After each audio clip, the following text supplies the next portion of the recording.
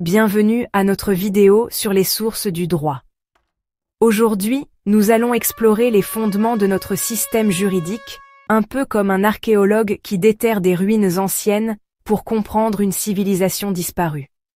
Sauf qu'au lieu de poteries et de temples, on déterre des lois, des décisions judiciaires et des traditions. Accrochez-vous, ça va être fascinant.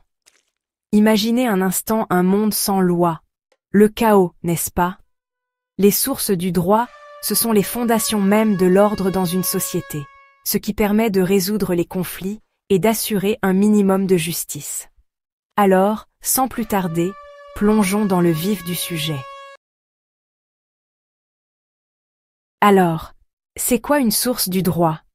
Imaginez une fontaine jaillissante, mais au lieu d'eau, ce sont des règles et des principes qui en sortent. Ces règles, elles ne tombent pas du ciel, elles proviennent de sources bien précises. La première chose à comprendre, c'est que le droit est un système vivant.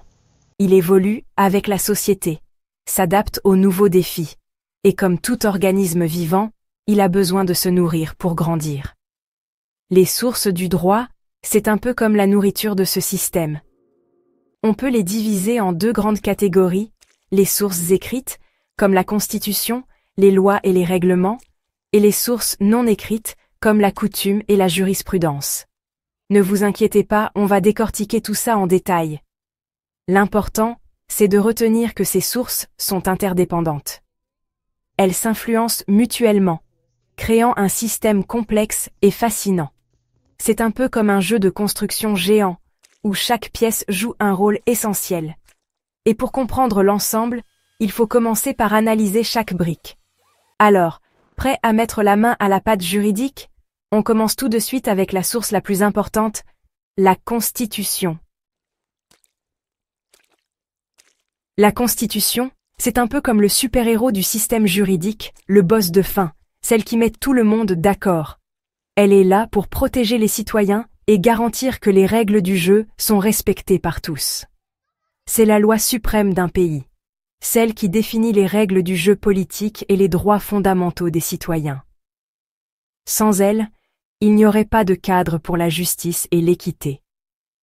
Imaginez la Constitution comme une grande table ronde, où chacun a sa place et son rôle à jouer. Autour de cette table, on trouve tous les pouvoirs de l'État, l'exécutif, le législatif et le judiciaire. Chacun a des responsabilités spécifiques et des limites à ne pas franchir. La Constitution, c'est le contrat qu'ils ont signé ensemble, définissant qui fait quoi, qui a le droit de faire quoi, et surtout, comment on fait pour que personne ne prenne le dessus sur les autres. C'est un équilibre délicat, mais essentiel. C'est elle qui garantit la démocratie, la liberté d'expression, la liberté de religion, et une tonne d'autres droits fondamentaux. Sans elle, ces droits seraient vulnérables. C'est un peu le mode d'emploi de la démocratie, en quelque sorte. Un guide pour que chacun sache comment participer et faire entendre sa voix. Et comme tout bon mode d'emploi, elle est censée être claire, concise et accessible à tous. Mais ce n'est pas toujours le cas. Bon, en réalité, c'est un texte souvent complexe, avec ses subtilités et ses interprétations. Les juristes passent des années à l'étudier et à en débattre. Mais c'est justement là que ça devient intéressant. Chaque mot, chaque phrase peut avoir un impact énorme sur notre vie quotidienne. Parce que la Constitution, ce n'est pas un texte figé. Elle est vivante et évolue avec le temps. Elle évolue avec la société, grâce à des mécanismes d'amendement et de révision. Ces changements permettent de l'adapter aux nouvelles réalités et aux nouveaux défis. Alors, la prochaine fois que vous entendrez parler de la Constitution, souvenez-vous de la table ronde et du contrat social. C'est un document vivant qui nous unit tous. C'est la garantie de nos droits et libertés, et c'est un texte qu'il faut chérir et protéger. Sans elle, notre société ne serait pas la même. On descend d'un cran dans la hiérarchie des normes avec les lois et règlements. Ces textes sont essentiels pour structurer notre société et garantir le bon fonctionnement de nos institutions. Si la Constitution est la loi suprême, les lois et règlements sont les outils qui permettent de la mettre en pratique, de la concrétiser dans la vie de tous les jours. Ils traduisent les grands principes en actions concrètes. Imaginez un instant que la Constitution est un magnifique gâteau, appétissant et plein de promesses. Ce gâteau représente l'idéal de notre société. Les lois et règlements, ce sont les parts de gâteau, celles que l'on découpe pour que chacun puisse en profiter. Elles permettent de distribuer équitablement les ressources et les droits. Ces lois, elles sont votées par le Parlement, qui représente le peuple. C'est un processus démocratique où chaque voix compte. C'est là que les débats sont houleux, que les arguments fusent et que les compromis sont parfois difficiles à trouver. Mais c'est aussi là que se construit le consensus. Les lois, elles touchent à tous les domaines de la vie en société. L'éducation, qui est la base de notre avenir, la santé, qui assure notre bien-être, l'économie, qui régule nos échanges, l'environnement, qui protège notre planète, le travail, qui structure nos journées, la famille, qui est le cœur de notre société. Elles définissent nos droits et nos devoirs en tant que citoyens. Elles sont le socle de notre vie collective. Quant aux règlements, ce sont des textes encore plus précis qui viennent compléter les lois. Ils apportent des détails nécessaires à leur application. Un peu comme les instructions de montage pour le gâteau, si vous voulez. Ils expliquent comment assembler les pièces pour obtenir le résultat souhaité. Ils sont généralement pris par le gouvernement et permettent d'adapter les lois aux réalités du terrain. Ils sont essentiels pour une mise en œuvre efficace. Bien sûr, les lois et règlements ne sont pas parfaits. Ils peuvent être injustes, obsolètes ou tout simplement mal écrits. C'est une réalité que nous devons accepter. Ils peuvent être injustes, obsolètes ou tout simplement mal écrits. C'est pourquoi il est crucial de les réviser régulièrement. C'est pour ça qu'il est important de les questionner, de les débattre et de les faire évoluer si nécessaire. La participation citoyenne est essentielle pour une société juste et équitable.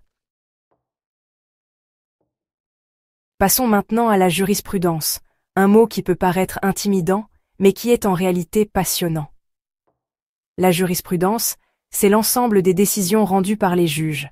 Imaginez un instant que le droit est un immense puzzle. La Constitution, les lois et les règlements, ce sont les pièces du puzzle. Mais comment assembler ces pièces? C'est là que la jurisprudence entre en jeu. Les juges, ce sont un peu comme les maîtres du puzzle.